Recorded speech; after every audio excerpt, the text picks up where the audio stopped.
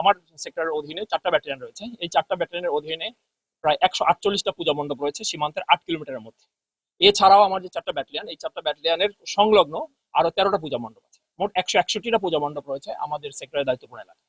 এবং এই 161টা পূজা মণ্ডপের দায়িত্ব মানে নিরাপত্তা নিশ্চিত করার জন্য আমাদের 39টা প্লাটুন নিয়োজিত রয়েছে এবং এরা 24/7 এই এলাকার নিরাপত্তার জন্য নিয়মিত টহল দিয়ে যাচ্ছে।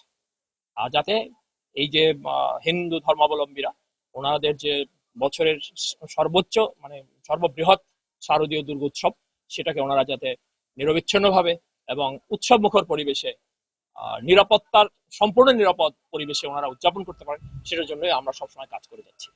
এবং অন্যান্য বারের মতো এবারও আমরা কাজ করে যাচ্ছি। আপনারা জানেন যে বর্ডার গার্ড বাংলাদেশ সারা বাংলাদেশেই এই পূজা মন্দিরের নিরাপত্তার জন্য নিয়োজিত আছে এবং শেষ দিন পর্যন্ত এই নিরাপত্তা আমরা দিয়ে যাব।